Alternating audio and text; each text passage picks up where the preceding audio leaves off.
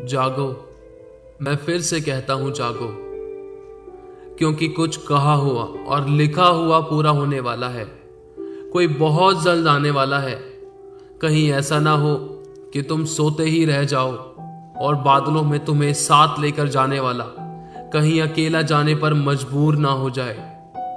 वो अनंत हसीन और जन्नत सी जिंदगी पल भर में कहीं हाथों से ना निकल जाए और अपनी बुराइयों के बिस्तरों और अभिलाषाओं के बिस्तरों से जागो। हर पाप की नींद से जागो, कहीं देर ना हो जाए और अपने आप को पहचानो, अपने अभिषेक और अपनी सामर्थ को जानो। इंतजार हो रहा है तुम्हारा इस दुनिया में। वचन कहता है ये पृथ्वी परमेश्वर के पुत्रों के प्रकट होने की बाट जो रही है, कि कोई तो ऐसा हो जो लोगों को नरक की कभी ना बुझने वाली आग से बचाए और हर उस पाप से बचाए जिसका फल मौत है। नरक की ओर भीड़ की भीड़ चली जा रही है और जो तुम्हें बादलों में लेने आने वाला है, उसने तुम्हारे लिए प्रार्थना की है कि तुम्हारा विश्वास ना डगमगाए, तुम्हारा मन आनंद से भर जाए और जो काम हमें करना है वो पूरा हो जाए। हर एक मनुष्य की आत्मा नरक जाने से बचा ली जाए। और वचन कहता है कि हर एक को अपने अपने कामों के अनुसार लेखा देना है, जैसे कि पहला कुरिन्थियों 6:9 से 11 तक में लिखा है कि क्या तुम नहीं जानते कि अन्यायी लोग परमेश्वर के राज्य के वारिस ना होंगे। धोखा ना खाओ, न वैश्यगामी, न मूर्ति पूजक, न परस्त्रीगामी, न लुच्चे, न पुरुषगामी, न चोर, न लोभी, न पियक्कड़, न गाली देने वाले, न देर करने वाले परमेश्वर के राज्य के वारिस ना होंगे। जीव के वश में मृत्यु और जीवन दोनों होते हैं। जो इसे काम में लाना जानता है वो इसका फल भोगेगा। इसीलिए मैं फिर से कहता हूं कि जागो और अपने गुणों, अपनी सामर्थ्य और अभिषेक को पहचानो। लेकिन जरूर ध्यान रखना, क्योंकि तुमने जो कभी पाया वो कभी सोचा नहीं, और जो सोचा वो कभी मिला नहीं, जो मिला वो कभी राज आया नहीं, जो खोया वो याद आता है, पर जो पाया वो कभी संभाला जाता नहीं। तुम सब के सब अपने अपने चाल चलन पर ध्यान करो, क्योंकि आज एक बहुत बड़ा प्रश्न हमारे सामने आ खड़ा हुआ है। जो भी तुम्हारे पास है और जो भी सेत में मुफ्त अधिकार तुम्हें दिए गए हैं, जो किसी अन्य जाति व अविश्वासी के पास नहीं है, क्या उसके अनुसार हम सभी करते पाए जा रहे हैं या नहीं? खुल जाएंगी किताबें जब भी हिसाब होगा। न्याय का तराजू परमेश्वर यहोवा के हाथ होगा। जहां कोई रिश्वत, सिफारिश, प्रेम, दया और माफी का शब्द नहीं सुनाई पड़ता, जहां सिर्फ हाँ की हाँ और ना की ना है, क्योंकि वचन कहता है कि यीशु को भी स्वर्गीय पिता ने पवित्रताई और अपनी व्यवस्था के अनुसार छोड़ दिया, क्योंकि पूरे जगत के पाप प्रभु यीशु ने अपने ऊपर लेकर कहा कि हे पिता, इन्हें क्षमा कर कि ये नहीं जानते कि ये क्या कर रहे हैं। तो फिर हम क्या हैं? क्योंकि परमेश्वर का वचन कहता है कि परमेश्वर यहोवा के सामने से पृथ्वी और आकाश भाग गए और उन्हें कहीं जगह ही ना मिली, क्योंकि यहोवा परमेश्वर पवित्रताई के कारण महाप्रतापी है। उसने जीवन और मृत्यु की बातें हमारे सामने रखी है, और यह भी लिखा है कि तुम जीवन ही को चुनो, मन फिराओ या नाश हो जाओ। फिर भी हमने उस पवित्र परमेश्वर के पुत्र को अपने पैरों तले रौंदा और पाप करके बार बार क्रूस पर चढ़ाया। और यह भी लिखा है कि एक धनवान जब नरक की आग में तड़प रहा था, तो उसने कहा कि हे पिता, मेरे 4 भाई और हैं, उनको ये संदेश भिजवा दे, किसी मरे हुए को जिलाकर, जो नरक और स्वर्ग व न्याय के बारे में सभी बातें बतलाए, तो वो पाप से मन फिराएंगे। तो पिता ने कहा कि धरती पर भविष्यद्वक्ता और व्यवस्था की पुस्तकें भी हैं, वे उनकी सुने। और प्रभु यीशु मसीह मुर्दों में से जी उठकर चिल्ला चिल्ला कर तुम्हें स्वर्ग का मार्ग बताता था, फिर भी विश्वास न किया। मैं फिर से कहता हूं कि जागो, न्याय का होना अवश्य है। धरती और आकाश टल जाएंगे, परंतु परमेश्वर का वचन कभी नहीं टलेगा। कहते हैं नासा के द्वारा पता चला कि बाइबल की 95% भविष्यवाणियां शारीरिक, आत्मिक, आर्थिक और सांसारिक रूप से पूरी हो चुकी है। और अभी सिर्फ परमेश्वर का अति पवित्र स्थान, वह मंदिर का पुनर्निर्माण होना और प्रभु यीशु मसीह का दोबारा बादलों में आना, लोगों का उठाया जाना और 1000 सालों के लिए शैतान का छोड़ा जाना बाकी है। और यह भी लिखा है कि लोग अपनी मूर्तियों को उठा उठा कर फेंकेंगे और परमेश्वर के वचन को ढूंढेंगे, दूर दूर तक ढूंढेंगे, परंतु समुद्र से समुद्र तक ढूंढने पर भी वे मोर्चा खाकर गिर पड़ेंगे, परंतु ना पाएंगे।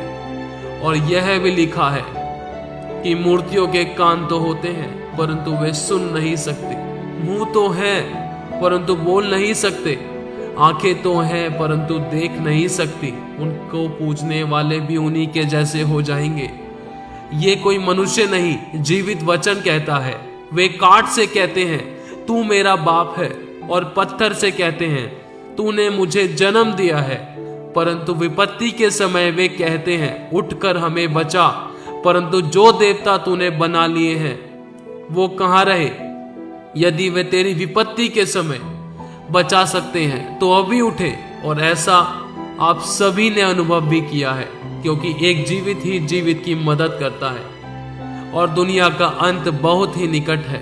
एक बार अपने आप से पूछ कर तो देखो, क्या ये धन दौलत, घर, गाड़ी, बंगला और फोन, सिनेमा, क्या ये सभी संसारिक नाशवान वस्तुएं जिसके लिए आप कुछ भी करने के लिए तैयार हो जाते हैं, आपको खुशी दे सकती है? कभी भी नहीं दे सकती। ये सिर्फ आपको खुश कर सकती है, खुशी दे नहीं सकती। ये आपको सहायता व कुछ समय के लिए शारीरिक संतुष्टि दे सकती है और कुछ जरूरतें पूरी कर सकती है, लेकिन आपको आत्मिक खुशी नहीं दे सकती। यदि एक छोटा सा फोन, जो कभी आप अपने से अलग नहीं होने देते, आपको आत्मिक खुशी देता, और जिन वस्तुओं के लिए दुनिया आज तक परिश्रम करके कमाने की सोचती है, जो सिर्फ हमारी जरूरत है, हमारे लिए जरूरी नहीं, तो परमेश्वर आदम और हवा को क्यों बनाता? उनको वह फलने फूलने को क्यों कहता? जरा एक बार अपनी उन कीमती वस्तुओं से पूछो तो सही, क्या वे आपको जिंदगी का सुख, सच्चा चैन दे सकती हैं, आत्मिक खुशी दे सकती हैं? ये सभी शैतान की चालें हैं, आप सभी को परमेश्वर के वचन से दूर करने की और आत्मा में कमजोर करने की। आप सभी जानते हैं और अपने देखा भी है, और जगह जगह टीवी, सिनेमा व हर दुनियावी गानों में जिस्म दिखाने और वह विचार व एक दूसरे की कमी और दोष लगाने के सिवाय कुछ नहीं होता। यहाँ तक कि जहाँ लड़कियों की जरूरत भी नहीं होती, उस किरदार व चलचित्र और किसी विज्ञापन में लड़कियों के अश्लील फोटो व गीत या कुछ कहते दिखाया जाता है, क्योंकि शैतान जानता है कि लोगों को कैसे भटकाना और पाप में डालना है। बस मैं फिर आप सभी से कहता हूं, जागो, शैतान की चालों और परमेश्वर की योजनाओं से अनजान मत रहो। प्रार्थना करो कि तुम कभी किसी परीक्षा में ना पड़ो। अपने आप को पवित्र करो और यहोवा के आश्चर्य कर्मों को देखो जो आज वो तुम्हारे लिए करने को जा रहा है। अपने आप को जानो, क्योंकि वचन कहता है न्याय का दिन आने वाला है। परमेश्वर हर एक निकम्मी बात का लेखा लेगा, और जो मुझसे हे प्रभु कहते हैं, उनमें से हर एक स्वर्ग के राज्य में प्रवेश ना करेगा, परंतु वही जो परमेश्वर के वचन सुनता, मानता और उस पर चलता है।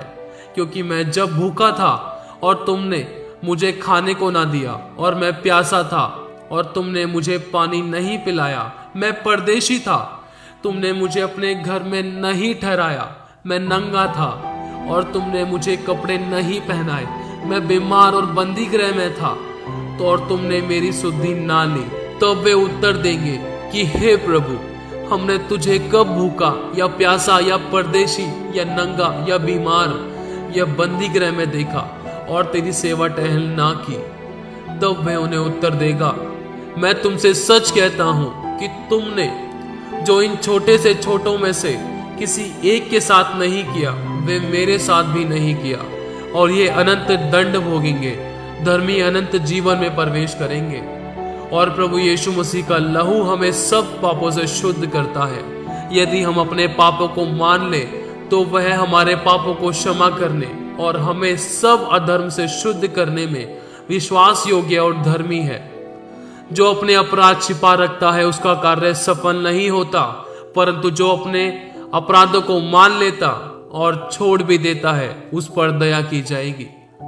अपने गुनाहों को एक दूसरे के सामने मान लो तो तुम चंगे हो जाओगे, और जिस प्रकार तुम अपने अपराधियों को क्षमा करोगे उस प्रकार तुम भी क्षमा पाओगे। जिस नाप से तुम नापोगे उसी नाप से भी तुम्हारे लिए नापा जाएगा। और जीवित परमेश्वर का पुत्र, जो मनुष्य का पुत्र भी कहलाता है, प्रभु यीशु मसीह को पृथ्वी पर पाप क्षमा करने का अधिकार है। जागो और सच्चा पश्चाताप करो, अपने सभी गुनाहों की माफी मांगो, अपने बिस्तरों को आंसुओं से भिगो डालो और चिल्ला चिल्ला कर पश्चाताप करो। अपने आत्मिक हथियार बांध लो हियाब के साथ, और हर एक को, जो गरीब अमीर छोटा बड़ा, अपना पराया, दोस्त दुश्मन को भी प्रभु यीशु मसीह के बारे में बताओ। अंत बहुत निकट है। पापों की क्षमा और यीशु मसीह के आने का प्रचार करो, क्योंकि कोई नहीं जानता कि प्रभु यीशु मसीह कब आने वाला है। तैयार रहो और जागते रहो, क्योंकि उद्धार पाने का पूरी दुनिया में सिर्फ एक ही मार्ग है, जो प्रभु यीशु मसीह है। हम सबको प्रभु ने अपनी आंख की पुतली की तरह संभाल कर रखा है और अपनी महाकरुणा से आज का नया दिन दिखाया। धन्यवाद करो, क्योंकि बहुत से ऐसे थे जो आज का दिन नहीं देख पाए। प्रभु उनकी भी न्याय के समय तू सुधि ले। हर बात में उसका धन्यवाद करो। कल किसने देखा है जब पल का नहीं पता। अमीर और अमीर होता जा रहा है, फिर भी प्रेम और दया नहीं है, अपनापन नहीं है। और अमीर कहता है कि मैं क्या क्या खाऊं, और गरीब कहता है कि मैं क्या खाऊं। हमारा इस दुनिया में इंतजार हो रहा है। कहते हैं ना जाने किस रूप में भगवान मिल जाए, तो परमेश्वर भी कहता है मैंने कहा कि तुम ईश्वर हो और बलवान हो और जयवंत से बढ़कर हो, देश के अधिकारी हो, सामर्थी हो और बुद्धिमानों को शर्मिंदा करने के ज्ञानी भी हो, भविष्यद्वक्ता और चुने हुए हो। अपने आप को पहचानो, क्योंकि यहोवा तुम्हारे संग है। मत डरो। इस 2020 में अपने बुलाए जाने और चुन लिए जाने को भली बातें सिद्ध करके दिखाओ और कहो कि परमेश्वर का आत्मा मुझ पर है। उसने मेरा अभिषेक किया है कि मैं प्रभु यीशु मसीह से बड़े बड़े काम करूं और अपने आप को सिद्ध करके दिखाऊं, क्योंकि वचन कहता है कि सिद्ध बनो, क्योंकि तुम्हारा बुलाने वाला सिद्ध है। और मैं फिर से कहता हूं कि जागो, अपने आप को पहचानो। यदि आप कहें कि मैं अपने मुंह से यीशु को प्रभु जानकर अंगीकार करो और अपने मन से विश्वास करो कि परमेश्वर ने उसे मरे हुओं में से जिलाया, तो तुम निश्चय उद्धार पाओगे। क्योंकि धार्मिकता के लिए मन से विश्वास किया जाता है और उद्धार के लिए मुंह से अंगीकार किया जाता है। आमीन, आमीन, आमीन। मैं अपने आप को आप सभी से छोटा मानकर कहता हूं कि आप सभी इस वीडियो को जरूर शेयर करें, ताकि हर एक विश्वासी और अविश्वासी जो पाप की गहरी नींद में सोए हुए हैं वो जागे, क्योंकि सोने वाले जागते हैं और मरने वाले नहीं।